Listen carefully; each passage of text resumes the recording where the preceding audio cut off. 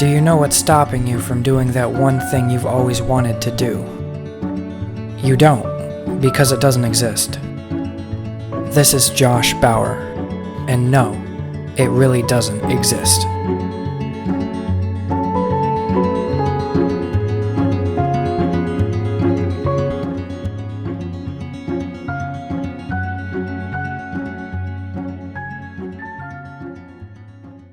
So in one of my last episodes, I went over my CDL process and how I'm working on getting my CDL, and that's still the case, but there have been a couple of setbacks, namely the fact that I failed it a couple times, failed my road test twice, and then the third time I wasn't really able to take the truck out because they thought something was wrong with the truck. So this is my second day as a ramp agent at the Buffalo Niagara International Airport, and I'm going to get to that momentarily. But first I'm going to kind of go over why I'm even taking this deviation. And it's kind of a deviation, also kind of not a deviation when you think about where I'm eventually hoping to be. But it's a deviation in the sense that I was going to go straight into driving tractor trailers, and here I am. So you might ask what happened. And basically it just took longer for me to get my CDL than I was expecting. I mean, I started this whole process back in like May or June. And yeah, here I am. It's December. I still don't have it. I mean, obviously my training took a couple months. Like, it was supposed to take 3 months. It ended up taking like 4 to 5-ish. Not even because I wasn't skilled enough, but just because I was only going on weekends. And I don't think I really pushed hard enough for them to schedule my test earlier. Anyway, the first time I took my road test, I failed. Well, I did a couple things wrong, but namely, at that time, the truck was leaking air, and I went through my pre-trip inspection. So there's 3 portions of the road test. There is a inspection, and then there's what they call your maneuvers, and then there's a third part, which is the actual driving on the road, your road test. The first part is you just name everything in the truck, everything inside the truck, and then you're randomly assigned one of 3 different possible categories of the outside of the truck that you also have to name every single component of. It's either going to be everything under the hood, or like the whole middle section of the truck, or the whole trailer. It's going to be one of those 3 things. That's the inspection. For the maneuvers, you have to back up in a straight line, then you have to back up like in a diagonal and then put it back in a straight line. It's called an offset. And then you have to do a parallel park, backing up. And then for the road test, you just drive maybe 45 minutes to an hour and you come back. It's pretty, or you know what, actually I might be mistaken on that. Maybe like half an hour to 45 minutes. Probably not an entire hour.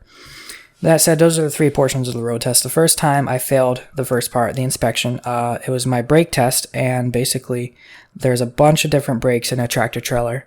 There's the 2 brakes that you have to pull on the dashboard, which is your trailer brakes and your parking brakes, and then there's your service brakes, which are basically just a fancy name for the brakes that you push down on your foot, push down on with your foot. Those are called the service brakes. You got to test all of them. Then you got to hold down the brake pedal. And the air chambers, air tanks are not supposed to lose any air because these are all air brakes, meaning air pressure is what powers or what causes the brakes to function, as opposed to just rubber hitting metal. And so when you do a brake test, you're supposed to hold down on the gas pedal. It's not supposed to leak any air out of the air tanks. And in my case, it did leak air out of the air tanks, and that was a fault of the truck. But that's not why I failed. I failed because they had me redo that portion. And when I went back and redid it, I made 2 really dumb mistakes. First was I turned the key off and back on. And, so the truck was on. I turned it off. And then I turned the key to the accessory position, and I accidentally basically left the truck on. Like, when you turn the key off, you're supposed to let it sit there for a couple seconds before you turn it to the accessory to make sure it shuts off completely, because if you do it too quickly, then it actually stays on. It doesn't even shut off. You have to leave it in the off position. So long story short, I left the truck in first gear because the brakes had to be off, and it has to be in first gear in order for the truck to not roll.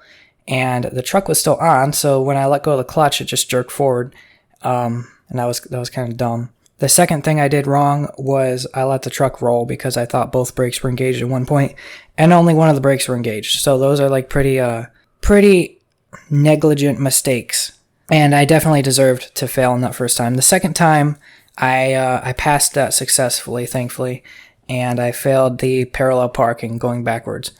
And that was what it was. I thought I was close, but then when I got out and saw how messed up I was, it really wasn't close at all. I was screwing that up pretty bad. And then, but I knew what I was doing wrong after the fact. So the third time I went back and I passed those maneuvers. So all three, the parallel park, the offset, and the straight line backup. The parallel park on that third road test, I just barely passed. I just barely had the back trailer tires right on the line. And thankfully he passed me. But it was funny. I don't think I've ever talked about what I call the ABC principle on this podcast, but basically the idea that A is your best case scenario, B is your second best case scenario, and C is your worst case scenario that you want to avoid. And basically the ABC principle states that often you will try to sacrifice B in order to obtain the most desirable result, which is A, but what ends up happening is you end up not getting A or B, and you just end up getting C instead. And it would have been better off for you to just lock in B and go with the second best case scenario than for you to try to reach for the highest thing and get A if it's going to be at the expense of B. And in this case, all that is to say that I locked in B, which is the second best, which is take the risk, because as soon as you beep the horn in that truck, he's going to grade whatever place you're in. If he says, nope, you're over the line, then you don't get another shot. But so I could have said, okay, I think I might be over the line too far. I don't know if he's going to give it to me. I'm going to pull forward and try to do it all over again. But then the risk is I don't know if I'll be able to do it better than how I just did. If I do it worse than how I just did, then I'm definitely not going to pass. But if I leave it as it is right now, then I have a chance of passing. And it was a hard decision to make, but I made it right there in a moment. I said, okay, I'm going to bet on this guy passing me. I think it's going to give me a break here. And thankfully he did. And I made the right choice there, but I wasn't able to take it out on the road. And this is a pretty interesting story of what happened on this day. Oh boy. Okay. So my, instructor, I'd say he's, 70s, 80s. He's a Vietnam War veteran, amazing instructor. He's the one, he basically taught me how to drive a tractor trailer on the road, exclusively. He's the only one that's ridden on the road with me. And he does a fantastic job. I really like the guy. His name's Joe. And, so for the inspection, one of the other students was doing his test, and the examiner, the DMV examiner, was watching this guy, go over the inspection and everything and grading him. And the examiner turns around and looks at Joe, the instructor, and a couple of us other students and says, hey, can you guys back up a little bit from the truck because you can hear everything we're saying? And, you don't, the DMV examiners don't want the instructors and the students having like an advantage knowing what the examiners are looking for or anything like that. So, me and the other two students that were there, I was on my motorcycle, so I wheeled my motorcycle. It was off, and I wheeled it over another 10 feet, and another girl got in her car, and we drove over, and we moved out of the way. But as soon as I started doing that, I hear out of the back of my ear, what is this, some new fucking rule you guys made? And this, my 80-year-old instructor here is yelling, it got crazy. It got crazy. It was hilarious. I've never seen an otherwise mundane situation like that escalate so quickly. But it was funny because the guy's, he's very competent, very intelligent, and everything. But at the same time, you kind of have to feel a little bit bad for him, just because. He's older, it's harder for him to move around and stuff. He's sitting in his chair, and now he's asked to get up and move his chair another 15 feet. It's not that he can't do it. It's just, it's hard not to have a little bit of sympathy for him, but it was just hilarious. And he said he was gonna punch his head in. He called him all sorts of names. It was absolutely hilarious. But I was worried that, and that was going to reflect on me and the students and everything, but it didn't. I ended up passing that portion. And anyway, I couldn't take the truck out on the road. So today, the day I'm recording this, it is December 9th, and I'm going to be taking my road test in a couple days here. Let's say today's Tuesday, so in 3 days 3 days on Friday, I'll be taking my next road test. Hope to God that I pass it this time. But this will be my 4th road test. Okay, so yeah, that's a little bit of a recap so far. And the last time I recorded the episode, I think I'm getting my CDL. I had already failed it once at that point, but I didn't even want to talk about it because it was so recent. It just annoyed me. But now it's like it's almost a distant past, and I don't really care. That said, so why did I switch jobs? So, like I said, I started this whole CDL process back in like May, June. My goal was to just get my CDL and move after I get my CDL, move on to a tractor trailer company and start driving. And then after I realized it was going to take a little while, like July, August-ish, I started contemplating, hey, why don't I find another company that employs tractor trailer drivers but also has some other sort of position like a forklift operator or a warehouse assistant or something that pays more than what I'm getting right now, because it wasn't very good at the warehouse I was currently working at the time. And so I started looking, and I was just very, very lazy, honestly. Okay, I'm going to reword it actually. Not lazy so much as complacent. I was complacent because my job paid me enough to survive. They allowed me to have a little bit of overtime and stuff, and it wasn't a terrible job. Every now and then it's like they would give me a sliver of something to chew on in terms of liking the job. Like, because I like driving, and I hated being stuck in a warehouse, and I was stuck in a warehouse a lot. And even when I was in a warehouse, it's not like it was hard work that I didn't like. It was standing around doing absolutely nothing that I didn't like. Trying to find stuff to do, and then half the time getting yelled at when you try to do something that's a little bit out of your purview, just to help out. And it's like, if that's not helping you, you guys don't want me here. I don't have to be here. But that was the most annoying part of that job, was trying to find things to do in a place where there really wasn't much to do, and that's not really what I signed up for. I signed up to drive trucks. But that said, I started looking for that type of job where I could transition into a different position until I get my CDL and then start driving tractor trailers in the same company. And like I said, I got complacent, so I just ended up staying there. And it got to a point where a couple different things happened. I'm not going to go into specifics, but basically, I just, after I failed my road, or not failed that third time, but after I didn't pass that third time because it was incomplete, and then a couple other things happened at that job, I was just like, I'm just not waiting anymore.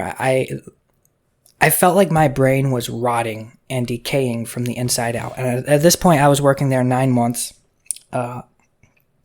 and I would listen to podcasts sometimes. They didn't always like that. When I say they, I mean more so, not the people in charge didn't like it, but other people that have no authority over me whatsoever, just bitching about it. And it doesn't directly affect my ability to do it, but it's still annoying.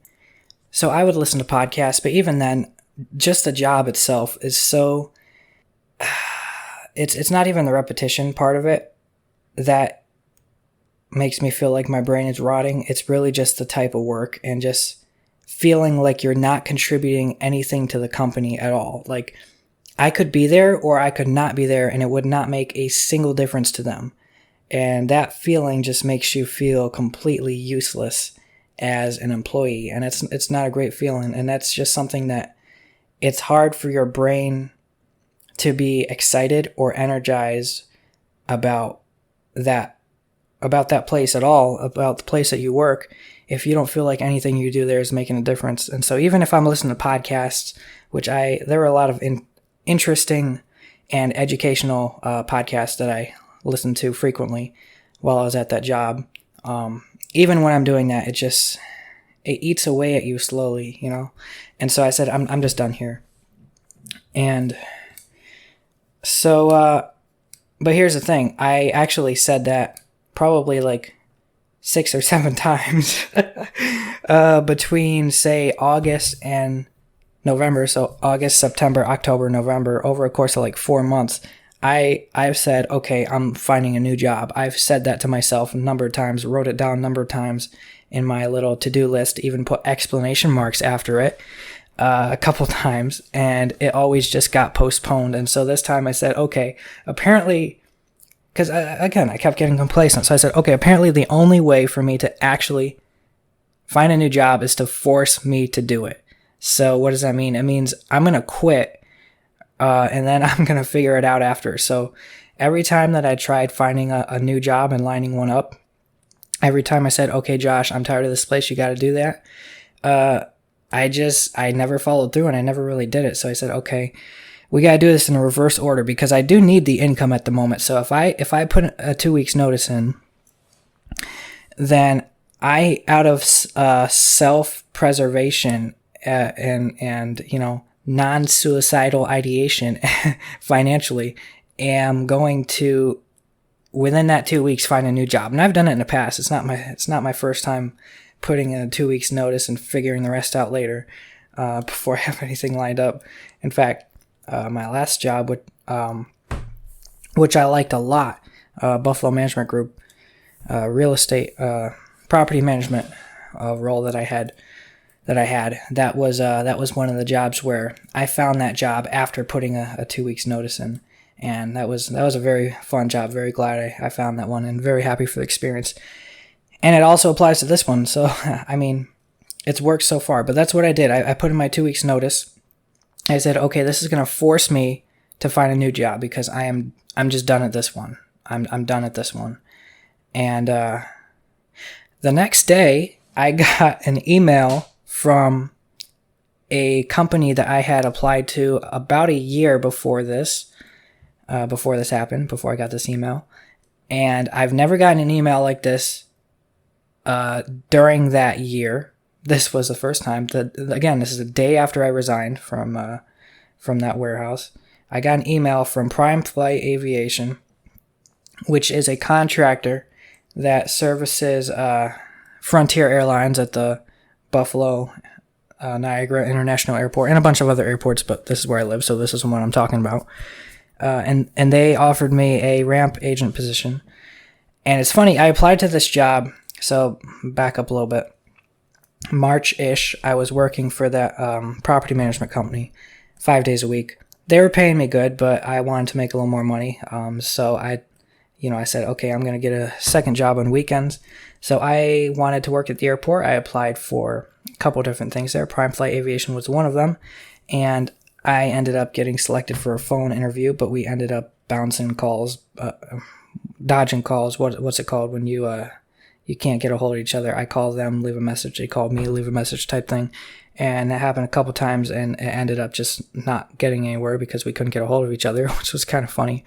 But then I ended up finding another contractor called Envoy Air, which was the same exact thing, except instead of servicing Frontier Airlines, they serviced American Airlines. And I got an in-person interview there.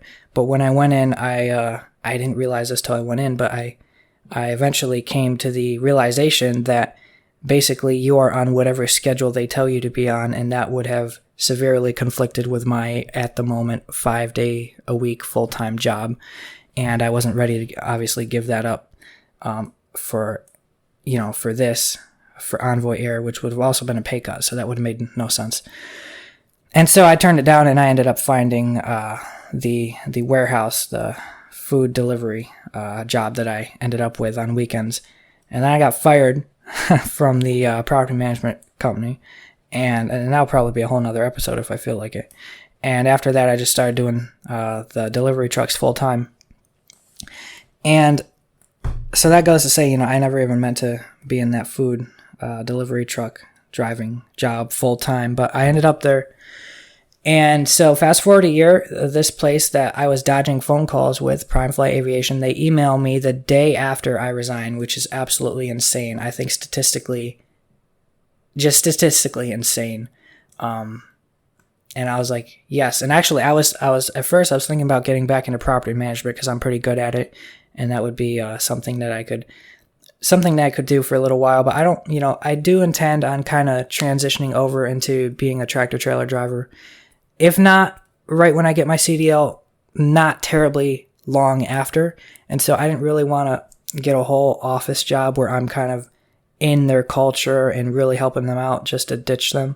Of course, any job that I have, I would give them the opportunity to match the pay of a new opportunity before I leave, unless there's actually something I dislike about the job. But still, and that's what I would have done with the property management job if I had found one. But like I said, these people emailed me back and I was like, okay, you know what? This is definitely a sign, A, and B, I actually want this job so much so that the reason they have my email address is I actually applied to it. I wanted this job. And obviously I want to be a helicopter pilot eventually, and I want to be in the proximity of air traffic control and aviation just in general. And I love airplanes too. And so today was my second day there.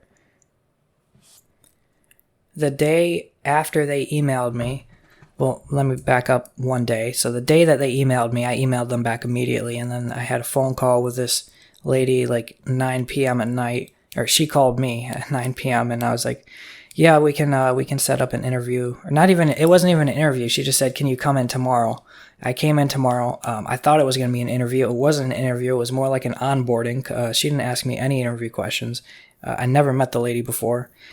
Even the interview I had a year ago, it wasn't with their company. It was with Envoy Air, a different company. So they had no idea who I was other than some of the info they had on my profile, obviously, from when I applied. But there was no interview. They just called me in and basically onboarding, gave them all my bank information and everything. And then we started training like a couple days later. All the training was online. It wasn't bad. I guess I got paid for it. We'll see if they pay me for it. It was like 6 hours of online training. Just about airport procedure and everything. And there's a whole security process at the airports, which, good, there should be. But there's a badging process. You have to get a badge in order to be back in the secure parts of the airport, obviously. And I actually don't have the badge yet. I'm getting that tomorrow. But so yesterday and today I've just been accompanied by one of the employees, and that's how I've been able to work. But I will say, as far as the job itself, I definitely enjoy it. The plane comes in, you do all sorts of things to the plane. Aside from, and I've been the type of person where whenever I travel to a bigger city like New York City, Washington, D.C., etc., or Toronto, I've done this at Toronto too, I always, if I have time, and I usually do, I find the largest airport in the area, and I find, I figure out which way the wind's blowing and figure out which way the planes are coming in from, and I'll always try to find, whether I'm in my car or whatever, a good place where you can watch the planes land, ideally like right below where they land. And in Washington, D.C., I think there's this, it's technically in, Maryland. No, it's in Virginia. It's on the southwest side of Washington, D.C., and there's like this little park. It's called Airport Park, I think, and the airplanes fly right in above you. It's really, really cool because how close they get to you. And I've always loved to do that type of thing, just watch them land as close to me as I can get. And so actually being in the airport and getting an unobstructed view and then seeing them pull right up to you literally was surreal the first time that it happened, and every time after that it's almost like it's nothing. And it's funny how quickly it went from being like amazing to routine. Like it's funny how your brain accepts something as normal after the first time it happens. But that's really cool. And then you do all sorts of things. Now I will say that luggage handling was one of the things that supposedly was a harder part of the job. Like, not just harder part of the job, but in all the job descriptions, they make it sound like, you're just moving luggage all day long, and that's not at all what it is. Specifically, this is a smaller airport, and even at this airport, between all the airlines, Frontier is one of the smallest airlines. They have like the fewest, I think, one of the fewest out of the big ones anyway. Delta, American Airlines, JetBlue, all of them. They have one of the fewest number of flight routes. So there's really not much luggage that you're doing. Even if there is a full plane, the planes come in. I mean, there's 4 people, and only one out of those 4 is really stacking stuff inside the plane. The other 3 are throwing it up or whatever. And then even like I was doing it today, I was stacking everything in a plane. It's not easy. You have to bend over because you're, in a plane, there's like the top part where all the passengers are, and there's all the luggage that goes below. You're bent over when you're stacking the stuff in the bottom of the airplane. So probably over time, it wouldn't be good on your back. If you're doing that, I would not recommend this job to somebody who plans to be doing it for 20 years. Your back's probably not going to be good just because you're bent over the whole time that you're stacking it in the bottom. Or you could, sit down on your knees, but then you don't have as much leverage and can, power. But it's not as bad as it's made out to sound in the job descriptions or anything. Throwing and stacking the luggage is not really that bad. But that's like what the job description advertises the main part of the job to be. And it's really only like 25% of it, if even that. The rest of the job is, directing, marshaling the aircraft, pushing it out once it's at the gate, because the only other way for it to get out would be reverse the engines, I guess, if they can even do that. I don't know. I'm sure they can. In fact, I think that's what they use to help them slow down when they're landing on the runway. I'm pretty sure they reverse the engines. That helps them slow down. But you don't want to do that when you're at the ramp in an airplane because it's just going to blast the airport with air. But anyway, so yeah, you push the airplane out to the taxiway and everything, and it's very fun. I really enjoy it so far. It's only my second day, but I've kind of seen everything that they do, and it's definitely something I could get used to. It pays $15 an hour, which is pathetic. That's less than I was making like 3 years ago, but I honestly consider this to be more of an internship in the sense that if you told me 2 years ago that I would have the opportunity to do this, I would do it for free. In fact, 2 years ago, I was trying to get internships at Mercy Flight, which is helicopter based, which is what I'm more interested in. But even so, this is definitely something that I find very interesting. Now, right now, I don't have a lot of time to work for free, so I wouldn't logistically be able to take a free internship that takes up a lot of my time right now. So I do need money.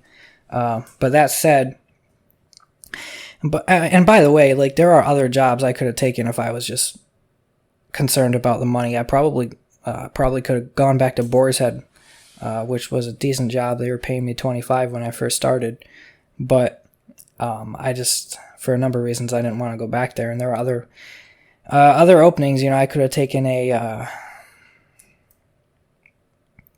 assistant manager position at my own storage unit that I rent for like $17.50, which still is not very great, but it's more money. Just to illustrate the point that this was one of those fuck it type things where I wanted to do this last year anyway, and I didn't get the opportunity, and I was disappointed by that. And the opportunity presents itself the day after I put in my 2 weeks notice, and I'm like, you know what? This would be an amazing experience. And if I am going to be in a truck driving for 1, maybe 2, even 3 years, this would be an amazing thing to do between my last job and this next upcoming one. And this is an opportunity that I didn't want to turn down, so I took it. And so far, I'm definitely appreciating that decision that I made. It's funny, one of the hardest things about this job so far is me deciding what title to put on my LinkedIn profile. Because technically, I'm called a ramp agent, and at the same time, anybody who's not, who has no idea, who's not very well versed in aviation has no idea what a ramp agent is. And the reason I know that is because I had no idea what a ramp agent was before I looked at the job description. So it's like, okay, I can put a ramp agent. First of all, that's kind of obscure. And like ramp, what's a ramp? Like a ramp is something you push a wheelchair up or a stroller. And an agent is what? Like a ramp agent, it doesn't tell you anything about what you do. So at first I was like, okay, I like airport operations specialist, because honestly that much better represents to a non-aviation person what I'm doing. But at the same time, apparently that's a completely separate thing. Like that's an actual thing, and people work for the airport itself, and they go around and they make sure that deer are off of the runways and stuff. And that's all stuff that I don't do. So it's like trying to find a balance of not overselling. You don't want to misrepresent what you're actually doing, but at the same time, you don't want to just put a standard title there that nobody knows what it is, because it's a very niche industry. Not the aviation. I mean, aviation is kind of a niche industry. I'm guessing that 80% of people that are listening to this have never heard of a ramp agent before. So I've definitely decided not to go with airport operations coordinator, because that just sounds way too professional and almost indicates a management type thing, which I'm not at this point, and I probably won't be. I'll probably move on to tractor trailers before that would ever be an opportunity. But that said, I'll probably leave it as airport operations specialist, and if I get any shit for it, then maybe I'll rethink it. But realistically, it's a fun job. It's a super fun job. For anybody that's interested in aviation, I think it's a very good place to start. If there's anyone in the Buffalo area listening to this that's interested in the job, I could definitely probably get, if I can't get you a job, I could definitely connect you with the right people, so that you're not just filling out forms and not hearing anything back. But this is definitely a very good starter opportunity for somebody who's looking to get into the aviation industry. Specifically for airplanes, I will say, if you're trying to become a helicopter pilot like me, there's not much exposure to helicopters here. I mean, there's Mercy Flight is in a general vicinity, but they're on like the other side of the airport, so you'll see them come in every now and then, see them flying around. But the main thing is acquaintance with the industry, air traffic control, having the radios set up, communicating with pilots, understanding the etiquette and the procedures of the airport, which you do have to know if you're going to be a pilot. Weather is a big thing too, understanding the wind directions and what that means about which direction the planes are coming in from. There's a lot that does carry over, and when I took my Part 107 test to become a drone pilot and drone operator, there was a lot in that test that carried over to being a fixed or rotor wing aircraft pilot as well. So, how long am I going to stay here? I don't know. I mean, assuming I get my CDL this Friday, I'm not leaving this job right away. As soon as I get my CDL, that would be ridiculous. I do like this job enough to the point that I am willing to get an offer from a tractor trailer company, and then take that to my current employer and say, would you like to match this? And if so, or even come close to matching it, for crying out loud. And if so, I'll stay here a little longer. But this is more of a corporate, it's a big company, so chances are basically zero that they're going to even come close to trying to match it. So at that point, it will be, it is what it is. But I don't intend on just leaving them in the dust. Here's my just got a new job offer. They're going to be paying me $6,000 a month to drive to Utah and back. You want to match that or no? If the answer is no, then bye. That's on you. But I'll probably at least give it 3-4 months before I do anything like that. But I do want to start making real money here soon, because past couple months, honestly, past year, past 6 months, I feel like I've kind of gotten stuck in a whirlpool or tornado, whatever you want to call it. Basically a cycle where it's just financially not really getting out of it unless you do something different. And I make enough money to be comfortable, but I don't make enough money to become rich. And depending on who you are, you have one of those two different goals, and for me, it's the latter. So if I don't do something different, I don't want to get rid of my apartment. I kind of don't. I really don't even want a roommate. So, you cut expenses or you get more income. You have one of those two options if you want to change your situation. And for me, I've been doing both a little bit, but yeah, as soon as possible. If I have a CDL, I'm not going to sit on it permanently and make $15 at an airport. As much as I like watching planes fly in and out, and as much as I do like to give some loyalty to an employer, if you're not going to match what I'm able to make somewhere else, then there's definitely a time stamp on the length of time I'll be working here. But I'm not going to think about that too much right now. I'm just going to take it kind of day by day and enjoy the job I have. And when I get my CDL, I'll start looking around. I'll start looking as soon as I get my CDL, but I won't be like trying to switch as soon as I get my CDL, but I'll certainly be in the market seeing what's out there. I've done a lot of ranting on this episode about my own personal experiences with the past couple jobs, but I guess, if I were to package this episode here towards the end, because we are getting towards the end, and try to extract something out of it that could be applicable to anybody that's listening, I would have to say, well, first of all, I saw this clip. I was mindlessly scrolling YouTube shorts earlier today.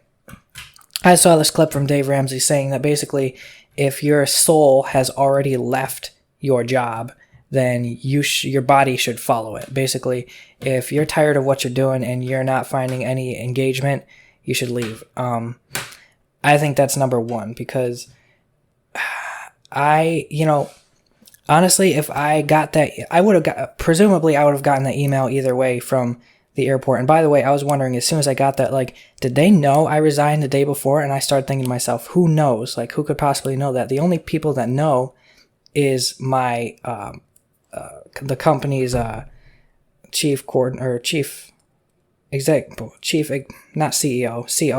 operating officer.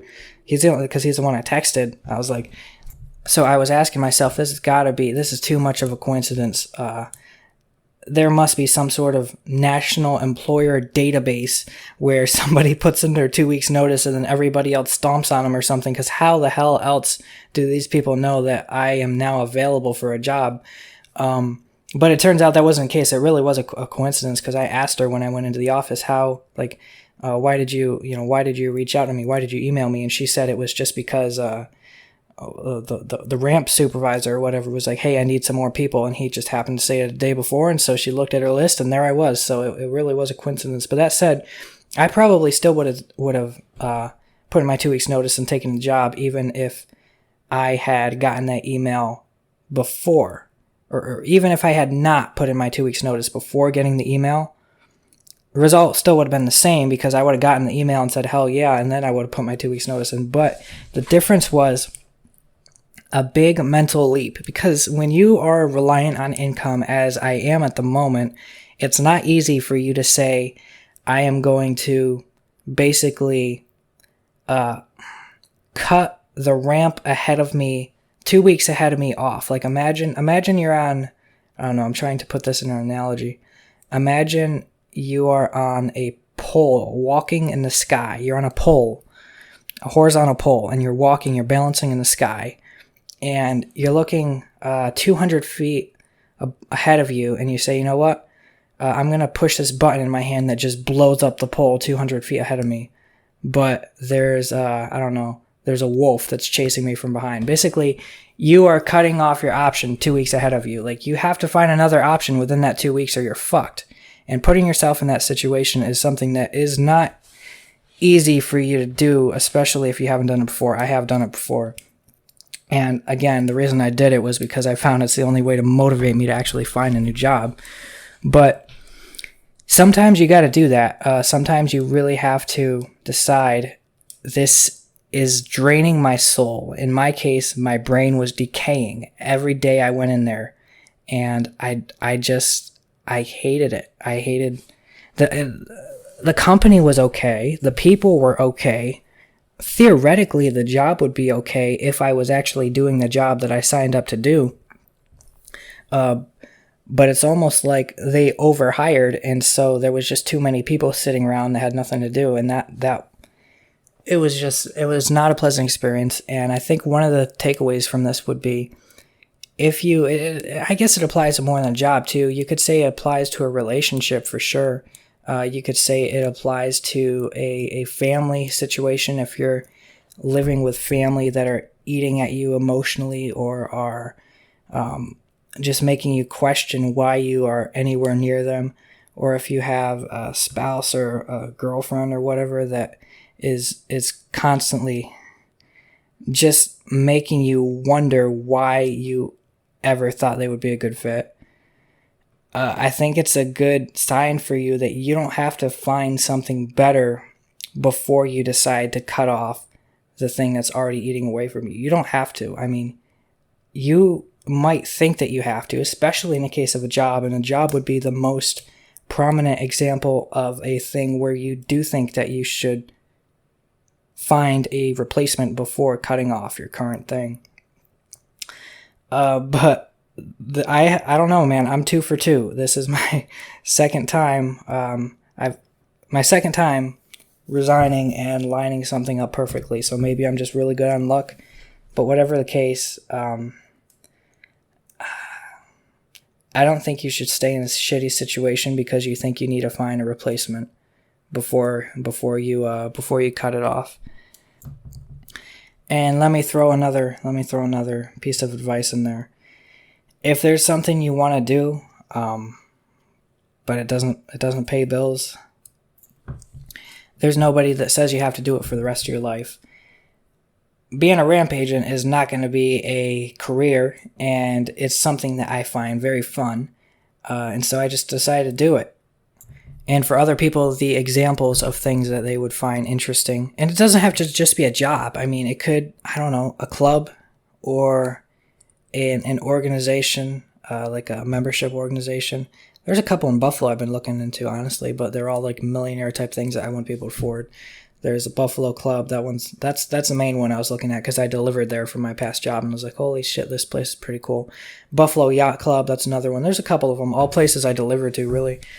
And that's a really good way of networking, better than any social media apps or anything. Is actually meeting people in real life. I'll tell you that right now, from experience.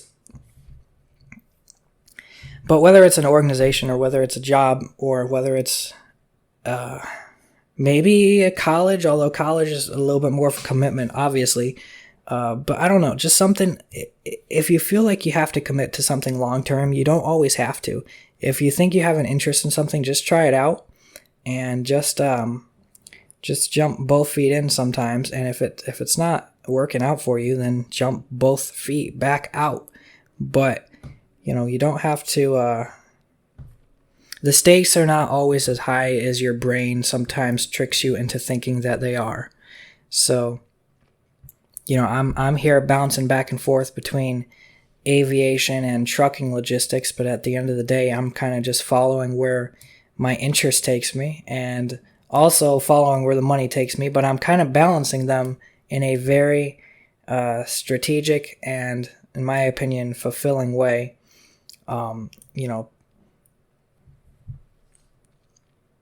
Doing everything I can to expedite the money side of this with getting my CDL, and on the other hand, while I'm waiting for that, deciding that I'm not going to just sit here and let my brain decay, and I'm going to go and actually do something I enjoy until I am able to further that other path. And so that's what I've done.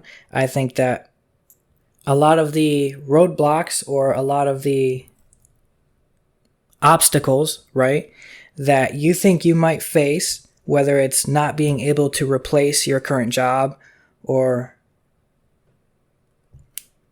replace a certain person in your life, or whether it's the fact that, that job wouldn't make me enough money. I would love to have that job. That would be super interesting. I would learn a lot. I would enjoy it, but it wouldn't make me enough money. I would love the experience, but it won't pay the bills. What if you could do something else on the side? What if you could shovel snow, mow lawns? There are other options for supplemental income. Sell stuff like I do. There are plenty of other things. DoorDash, just if you have a car, like if you want to do something but it's not going to make you enough money, maybe it's a free internship. Sometimes you really have to realize that you only live on this planet for a certain amount of time, and if you want the experiences that are going to make you not regret your life, sometimes you have to do that at the expense of money. And you have to balance it. You have to have a long-term vision that doesn't come at the expense of money, but sometimes your short-term vision can come at the expense of money, I think, as long as you have that long-term plan that compensates for it and that puts you back on track. But a lot of these obstacles don't exist, right? You think, oh, I can't quit my job unless I find a new one. I can't do something that's under a certain amount of money because my expenses are too high. I'm stuck in a job I have because whatever your excuses are, they give me overtime, and a new job might not give me overtime. You're making this shit up, right?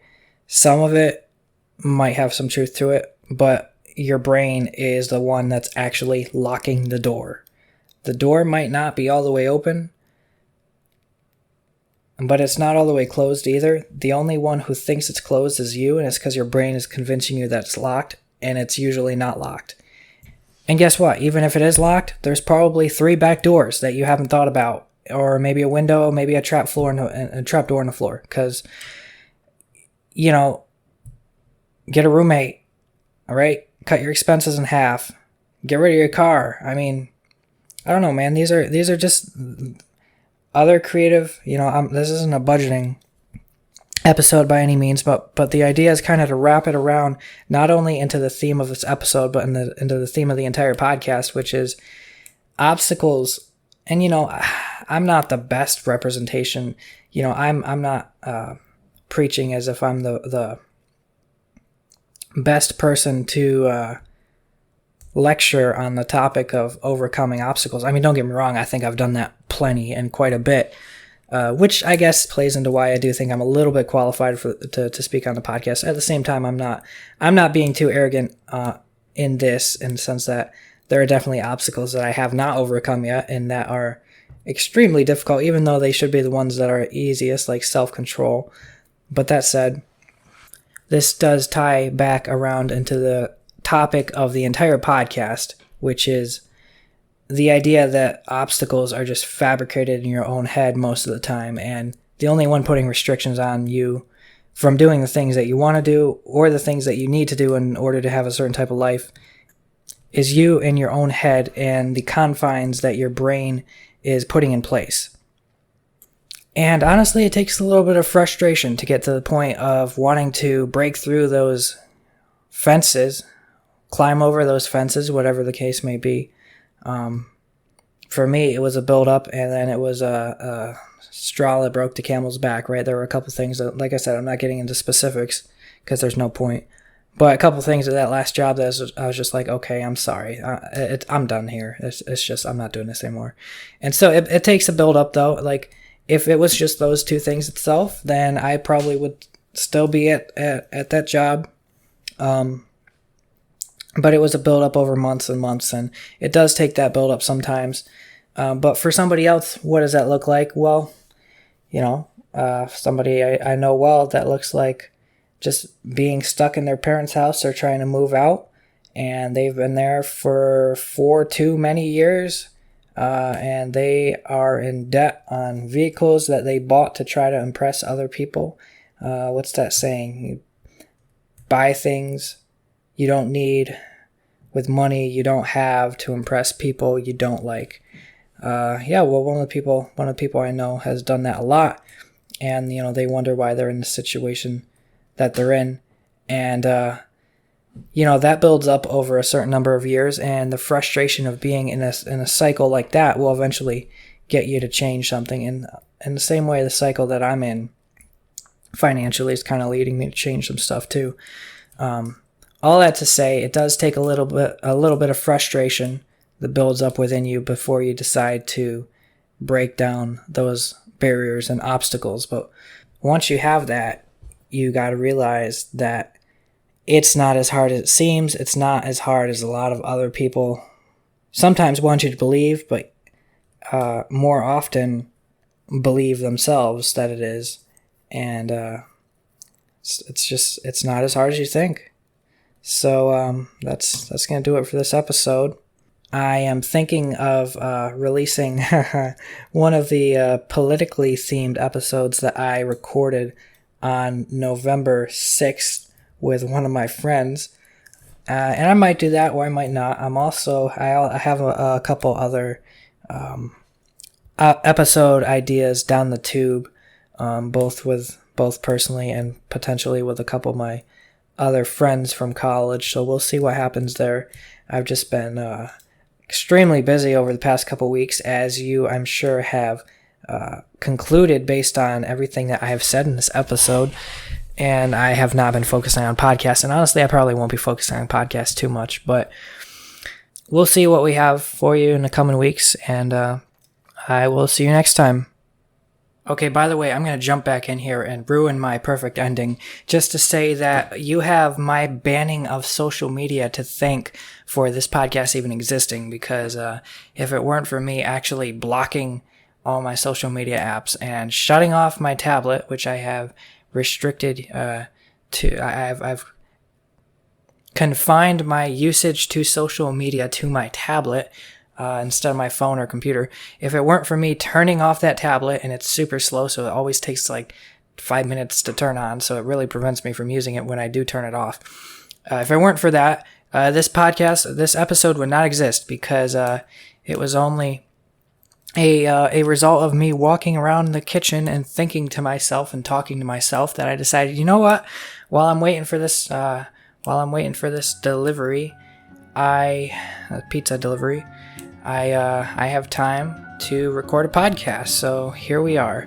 Instead of me mindlessly scrolling Instagram for fucking 20 minutes, I ended up recording a podcast for 53 minutes. So yeah, productivity boost right there. If you want to do anything with your life, get rid of social media.